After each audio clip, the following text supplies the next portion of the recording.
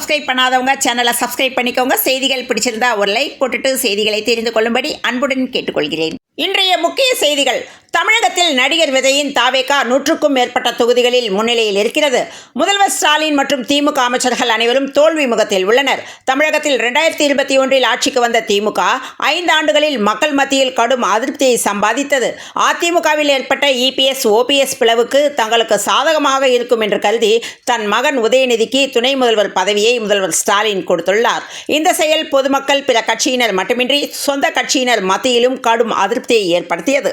வெற்றி மகுடம் சூடுகிறாரா விஜய்? திருத்தணியில் தந்தை வேண்டுதல், இல்லத்தில் விசிலடித்து கொண்டாடிய குடும்பத்தினர். 2026 தமிழக சட்டமன்ற தேர்தலில் தமிழக வெற்றிக் கழகம் அசுர வேகத்தில் முன்னிலை பெற்று வரும் நிலையில் நடிகர் விஜயின் குடும்பத்தினர் இந்த வெற்றியை திருவிழாவாக கொண்டாடியுள்ளனர். விஜய் அரசியலில் தடம் பதித்த முதல் தேர்தலிலேயே மகத்தான வெற்றி பெற வேண்டும் என்ற உறுதியுடன் இன்று காலை சுமார் 7 மணி அளவில் அவரது தந்தையும் பிரபல இயக்குநருமான எஸ்.ஏ. சந்திரசேகர் தனது குடும்ப நண்பர்களுடன் திருத்தணி முருகன் கோவிலுக்கு வருகை தந்தார். மலை கோயிலில் முருகப்பெருமானுக்கு சிறப்பு வழிபாடு செய்தார். சிறப்பு அர்ச்சனை செய்த அவர் தனது மகன் விஜயின் அரசியல் வெற்றி தமிழகத்திற்கு நன்மையை தர வேண்டுமென வேண்டி பிரார்த்தனை செய்துள்ளார். வாக்கு எண்ணிக்கை தொடங்கப்பட்ட சில மணி நேரங்களிலேயே தாவேகா 100க்கும் மேற்பட்ட தொகுதிகளில் முன்னிலை வகிக்கும் அதிகாரப்பூர்வ தகவல்கள் வெளியாகின. இந்த செய்தியை தொலைக்காட்சியில் கண்ட விஜயின் குடும்பத்தினர் மற்றும் உறவினர்கள் எல்லையற்ற மகிழ்ச்சியில் திளைத்துள்ளனர். தாவேகா தொடர்ந்து முன்னிலையில் இருப்பதை பார்த்த அவரது குடும்பத்தினர் வீட்டின் உள்ளேயே சந்தோஷத்தில் துள்ளி குதித்தனர். தமிழக வெற்றிக் கழகத்தின் தலைவர் விஜய் தான் போட்டியிட்ட 2 தொகுதிகளிலும் அதிக வாக்குகள் பெற்று முன்னிலை பெற்றுள்ளார். ஆனந்த், செங்கோட்டையன், ஆதவர்ஜுனா உள்ளிட்ட தாவேகா முக்கிய தலைவர்களின் தொகுதிகளின் நிலவரம். திருச்சி கிழக்கு தொகுதியில் 3ஆம் சுற்று வாக்கு எண்ணிக்கையின் முடிவில் தமிழக வெற்றிக் கழக தலைவர் விஜய் 12,523 வாக்குகள் பெற்று முன்னிலையில் உள்ளார். திமுக வேட்பாளர் இனிகோ இருதயராஜ் 5,286 வாக்குகள் வித்தியாசத்தில் பின்தங்கியுள்ளார். பெரம்பூர் தொகுதியில் 2ஆம் சுற்று வாக்கு எண்ணிக்கை முடிவில் 13,061 வாக்குகள் பெற்று விஜய் முன்னிலை வகித்துள்ளார். திமுக வேட்பாளர் ஆர்.டி. சேகர் 5,865 வாக்குகள் வித்தியாசத்தில் பின்தங்கியுள்ளார்.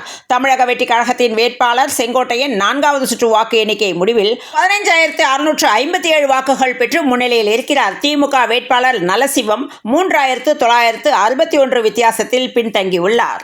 தமிழக வெற்றிக் கழக வேட்பாளர் ஆனந்த் 2ஆம் சுற்று வாக்கு எண்ணிக்கை முடிவில் 7,172 வாக்குகள் பெற்று முன்னிலையில் உள்ளார். திமுகவின் ராஜா அன்பழகன் 3,116 வாக்குகள் வித்தியாசத்தில் பின்தங்கியுள்ளார். தமிழக வெற்றிக் கழகத்தின் ஆதவர்ஜுனா 2ஆம் சுற்று வாக்கு எண்ணிக்கையின் முடிவில் 8,436 வாக்குகள் பெற்று முன்னிலையில் உள்ளார். திமுக வேட்பாளர் கார்த்திக் மோகன் 2,038 வாக்குகள் வித்தியாசத்தில் பின்தங்கியுள்ளார்.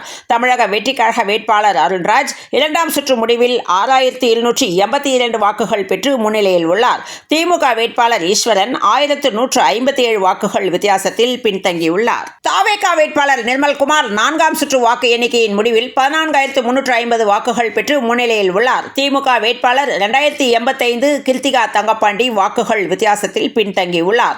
இங்கு தமிழக வெற்றிக் கழக வேட்பாளர் ராஜ்மோகன் 3ஆம் சுற்று வாக்கு எண்ணிக்கையின் முடிவில் 10,760 வாக்குகள் பெற்று முன்னிலையில் உள்ளார். திமுகவின் தமிழன் பிரசன்னா 3,054 வாக்குகள் வித்தியாசத்தில் பின்தங்கியுள்ளார். தூத்துக்குடியில் தாவேகாவின் ஸ்ரீநாத் 5ஆம் சுற்று வாக்கு எண்ணிக்கையின் முடிவில் 18,451 பெற்று முன்னிலையில் உள்ளார். திமுக வேட்பாளர் கீதா ஜீவன் 6,784 வாக்குகள் வித்தியாசத்தில் பின்தங்கியுள்ளார். மேலும் தாவேகா வேட்பாளர் சத்யபாமா 4வது சுற்று வாக்கு எண்ணிக்கையின் முடிவில் 18,724 வாக்குகள் பெற்று முன்னிலையில் உள்ளார். அதிமுக வேட்பாளர் எம்.எஸ். ஆனந்தன் 8,013 வாக்குகள் வித்தியாசத்தில் பின்தங்கியுள்ளார். இது பிபிசிக்காக கலெக்டிவ் நியூஸ் ரூம் வெளியீடு என்ற தகவல் வெளியானது. சட்டமன்ற தேர்தலில் விஜயின் தாவேகா தனிப்பெரும் கட்சியாக பெரிய வெற்றியை பெற்றிருக்கிறது. கட்சி ஆரம்பித்த 2 ஆண்டுகளில் இது பெரும் திராவிட கட்சிகளை மிஞ்சி வெற்றியை பெற்று தாவேகா சாதித்து உள்ளது. விஜய் இந்த வெற்றியை பெற காரணமாக அமைந்த விஷயங்கள் என்னென்னவென்றால், கட்சி ஆரம்பித்த நாளிலிருந்தே தனக்கும் தன் கட்சிக்கும் எதிரி திமுக மட்டுமே என்பதில் விஜய் தெளிவாக இருந்தார். அதற்கேற்ற வகையில்தான் அவருக்கு வியூகங்களும் வகுத்து கொடுக்கப்பட்டது. எந்த மேடையில் விஜய் பேசினாலும் திமுகவை மட்டுமே விமர்சனம் செய்துள்ளார். ஸ்டாலினை மட்டுமே பெயர் குறிப்பிட்டு தன்னுடைய எதிரியாக முன் நிறுத்தினார். இடையில் சீமானும் அவரது ஆதரவாளர்களும் விஜயை கடுமையாக விமர்சனம் செய்தனர். அது தாவேகா தொண்டர்களை உஷ்ணப்படுத்தியது. விஜய் சீமானுக்கு பதிலடி கொடுக்க வேண்டும் என விரும்பினர். ஆனால் விஜயின் வியூக தரப்பு விஜயை திமுகவுக்கு எதிராக பொசிஷன் செய்வதில் கூர்மையாக செயல்பட்டனர். சீமானுக்கு விஜய் பதில் சொன்னால் சண்டை சீமானுக்கும் விஜய்க்கும் என மாறிவிடும் என்பதால் அதை முழுமையாக தவிர்த்தனர். அதே நேரத்தில் திமுகவிலிருந்து விஜய் மீது சிறு விமர்சனம் வந்தாலும் விஜயை நேரடியாக பதில் சொல்வார். உதாரணமாக கடந்த ஆண்டு திமுகவின் இளைஞர் அணி நடத்திய புத்தக திருவிழாவில் உதயநிதி தாவேகாவை பொருட்காட்சி அட்டைகளோடு ஒப்பிட்டு விமர்சனம் செய்துள்ளார். விஜய் உடனடியாக அதை எதிர்த்து ட்வீட் செய்திருந்தார். அதே மாதிரி கூட்டணி விவகாரத்திலும் சில குழப்பங்கள் இருந்தாலும் விஜய் தான் முதல்வர் வேட்பாளர் என்கிற ஸ்டாண்டில் உறுதியாக நின்றுவிட்டனர். இந்த விவகாரத்தில் அதிமுகவே விஜயின் வியூகத்துக்கு முன்பு தடுமாறியுள்ளது. கரூர் விவகாரத்துக்கு பிறகு விஜய் தங்களுடன் கூட்டணிக்கு வருவார் என எடப்பாடி பழனிசாமி தப்பு கணக்கு போட்டார். தன்னுடைய பிரச்சாரங்களில் தாவேகாவுக்கு வெளிப்படையாக அழைப்பு விடுத்தார். விஜய் அப்போதும் இறங்கி வரவில்லை.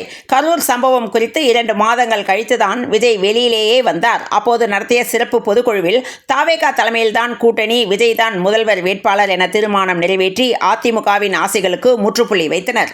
இதன் மூலம் தங்களுக்கான டிமாண்டையும் களத்தில் தங்களின் மதிப்பையும் தாவேகா உயர்த்தி கொண்டது. திமுகவை எதிர்க்கக்கூடிய வல்லமை தங்களுக்கு மட்டுமே உண்டு. அதிமுக திமுகவை எதிர்க்க வேண்டுமானாலும் தங்களின் துணையுடனே செய்ய முடியும் என்கிற கதைப்பாடலை உருவாக்கியுள்ளார்.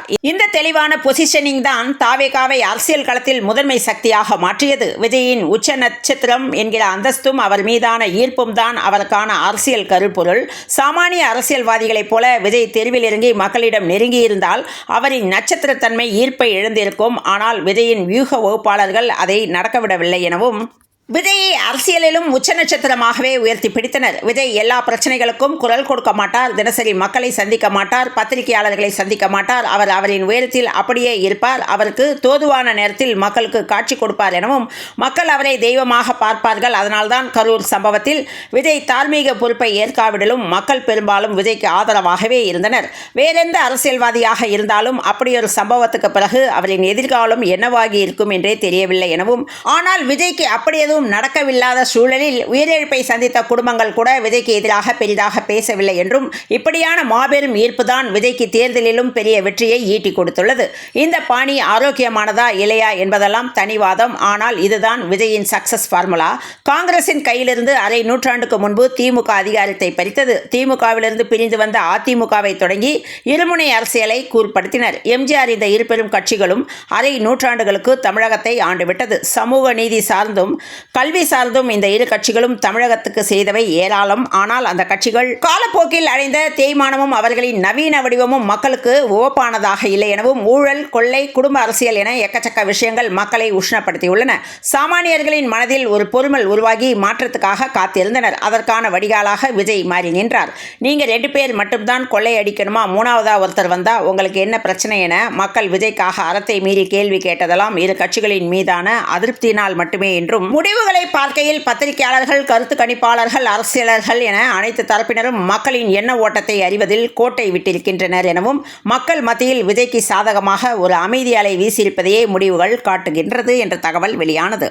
தமிழ் சினிமாவில் முன்னணி நடிகையாக இருக்கும் த்ரிஷா இன்று அவரது பிறந்த நாளை கொண்டாடுகிறார். தனது பிறந்த நாளை முன்னிட்டு இன்று அதிகாலை திருப்பதியில் சுப்ரபாத தரிசனம் செய்துள்ளார். இதற்காக நேற்று இரவே கார் மூலம் திருப்பதி சென்றார். கடந்த பிப்ரவரி மாதத்தில் திருப்பதி சென்று தரிசனம் செய்த த்ரிஷா மீண்டும் இன்று சென்றுள்ளார். அவரது பிறந்த நாள் ஒரு பக்கம் இருந்தாலும் இன்று தமிழக சட்டசபை தேர்தல் முடிவுகளும் வெளியானது. மேலும் நடிகர் விஜயுடன் கிசுகிசுக்கப்படுவதால் அவர் பற்றிய செய்திகள் தற்போது பரபரப்பாகி வருகிறது. சில தினங்களுக்கு முன்பு அவரது இன்ஸ்டா தளத்தில் ஹார்ட்டின் எமோஜியுடன் அவர் மே எனது மாதம் என்று பதிவிட்டிருந்தார். இந்த மாதத்தை அவர் சிறப்பானதொரு மாதமாக கொண்டாடி முடிவு செய்துள்ளார் என்பது மட்டும் தெரிகிறது. அதில் வேறு ஏதேனும் காரணங்கள் இருக்குமா என்பது இனிமேல் தான் தெரிய வரும் என்று தெரிவித்துள்ளனர்.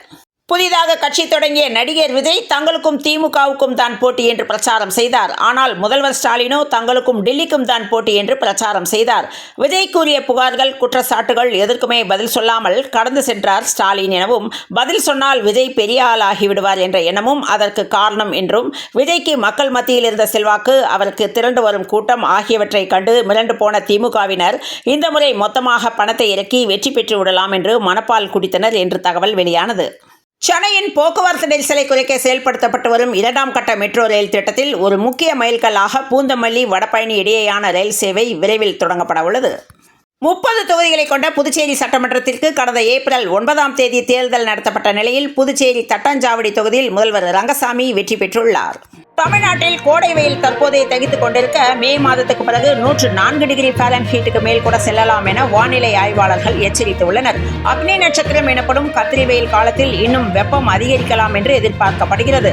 இந்த காலகட்டத்தில் வெப்பவாதம் பற்றிய விழிப்புணர்வு மக்களுக்கு சென்று சேருவது அவசியம் எனவும் மருத்துவமனைகளில் வெப்பவாத வார்டுகள் ஏற்படுத்தப்பட்டு விழிப்புணர்வு மேற்கொள்ளப்பட்டு வருகிறது.